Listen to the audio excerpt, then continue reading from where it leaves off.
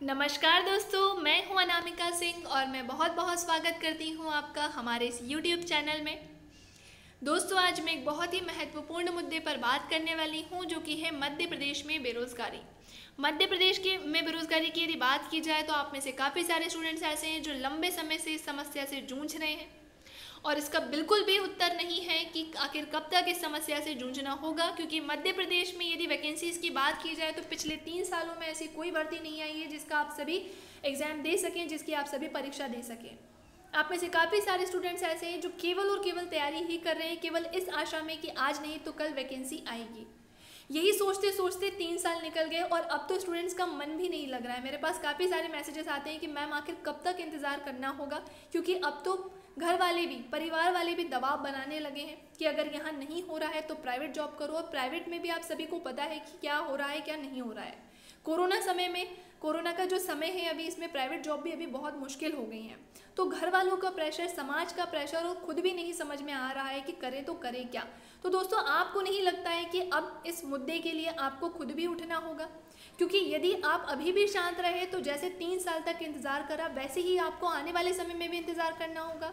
आप खुद सोचो कि इतना लंबा समय इंतज़ार करने के बाद मध्य प्रदेश सरकार ने जेल प्रहरी की परीक्षा, जेल प्रहरी का नोटिफिकेशन आउट किया और उसमें पद कितने दिए? केवल 282। आपको लगता है इतने लंबे समय के इंतज़ार के बाद, इतने सारे कंपटीशन के बाद, इतनी बहुत ज़्यादा बेरोजगारी के बाद केवल 282 पद सफिशिएंट रहेंगे क्या? बिल्कुल भी नहीं।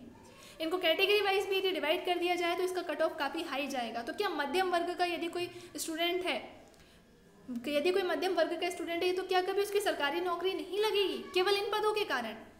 आप में से काफ़ी सारे स्टूडेंट्स ऐसे हैं जिनमें से किसी का लक्ष्य ऐसा ही है, किसी का कांस्टेबल है, किसी का जेल प्रहरी है, किसी का संविदा शिक्षक है, किसी का पटवारी है। तो क्या वैकेंसीज की वजह से कभी किसी के सपने पूरे नहीं हो पाएंगे? ऐसा तो बिल्कुल भी नहीं है। आपको अपने हक के लिए केवल और केवल लड़ना ही पड़ेगा। तो जैसे कि अभी आप स्क्रीन पर देख रहे हैं, तैयार हो जाओ इस महा आंदोलन के लिए। तो मैं अनामिका सिंह आपको बताना चाहती हूँ कि मैं इस आंदोलन में चौहान सर का सपोर्ट कर रही हूँ और मैं इस आंदोलन में अपनी भागीदारी दे रही हूँ। आप सभी से भी मेरा अनुरोध है कि आप सभी के लिए हम सारे टीचर्स खड़े हो रहे हैं, तो आप ज़रूर इसमें अपना सहयोग दें।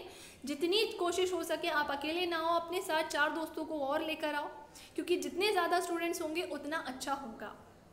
आजकल आप YouTube पे एक चीज़ और देख रहे होंगे, #MP पुलिस भर्ती 2 बहुत ही ज़्यादा चल रहा है ये। आपको, जहां आप में से काफ़ी सारे स्टूडेंट्स ऐसे होंगे जिनको हो सकता है अभी नहीं पता हो, तो भाई जहां पर भी आपको स्पेस दिखे, कहीं क्लास चल रही हो, कहीं पर वीडियो अपलोड हो गई हो, तो वहां पे केवल और केवल एक ही चीज़ कॉपी पेस्ट करते चलो, MP पुलिस भर्ती 2, #MP पुलिस भर्ती 2। सबको पता चल जाना चाहिए कि MP में क्या हो रहा है। क्योंकि देखो, ऐसा तो है नहीं कि पद है नहीं, वैकेंसीज है नहीं, बस MP में ही क्यों नहीं आ रही है वैकेंसी, सबसे बड़ा मुद्दा यही है। दूसरे राज्यों में तो ऐसा नहीं हो रहा है, वहाँ पर बराबर वैकेंसीज आ रही है, वहाँ पर बराबर एग्जाम्स होने हैं। तो MP में ऐसा क्या है कि एग्ज़ाम नहीं कराए जा सकते? और पिछले 3 सालों में क्यों नहीं कराई गई भर्ती? और यदि अब शांत बैठे, यानी आने वाले समय में भी भर्ती नहीं आएगी। ऊपर से बिना सोचे समझे NRA लागू करना और CET के थ्रू एग्जाम कराना, बिना सोचे समझे जो हमारे मध्य प्रदेश में क्रियाएं चल रही हैं, उसका भी कहीं ना कहीं विरोध किया जाना चाहिए। तो हमारे जो ये आंदोलन है, मैं बिल्कुल चाहती हूँ कि आप सभी इसमें अपना सहयोग दें और बताएं सरकार को कि हम चुप नहीं बैठने वाले हैं। आपको जो करना था आपने कर दिया, अब हमारी बारी है। तो हम सभी सहयोग करेंगे चौहान सर का और इस आंदोलन में शामिल होंगे।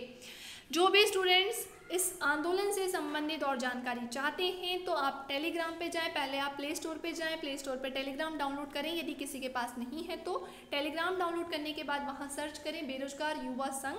आप जैसे ही बेरोजगार युवा संघ को सर्च करोगे तो ऊपर हिंदी इंग्लिश दोनों में ओपन हो जाएंगे। उसमें समथिंग 10,000 स्टूडेंट्स हैं, आप उसमें ऐड होएं और ज़्यादा से ज़्यादा अपने जो फ्रेंड्स हैं उन्हें भी ऐड करवाएं और कोशिश करें इसमें भागीदारी देने की।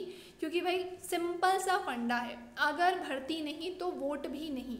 ये चीज़ आप ध्यान रखो, ठान लो। देखो, हम लोग तो केवल सपोर्ट कर सकते हैं आपका, सारे टीचर्स, लेकिन आपको खुद इसके लिए खड़े होना पड़ेगा।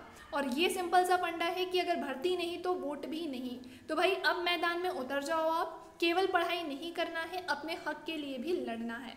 तो 4 सितंबर ये डेट बिल्कुल मत भूलिएगा, रट लीजिए इसे। और एमपी पुलिस भर्ती 2, हैशटैग एमपी पुलिस भर्ती 2, इसको इतना फैला दो कि सरकार भी परेशान हो जाए और 4 तारीख के पहले ही नोटिफिकेशन आउट कर दे। एक चीज़ और, इसमें हमारा जो लक्ष्य है वो क्या है, तो पहली चीज़ तो कांस्टेबल के कम से कम 15,000 पद होने चाहिए, और ऐसे जो हमारा एसआई उसके कम से कम 1500 पद होने चाहिए, मिनिमम इतने तो होने ही चाहिए, क्योंकि इतना लंबा समय लिया है, तो इतने जो पद है वो बिल्कुल भी ज़्यादा नहीं है ना। तो हमें इसी के लिए फाइट करना है। बाकी मिलते हैं फिर इस महा आंदोलन में, कोशिश करो इसे ज़्यादा से ज़्यादा फैलाने की। फिर जय हिंद, जय भारत।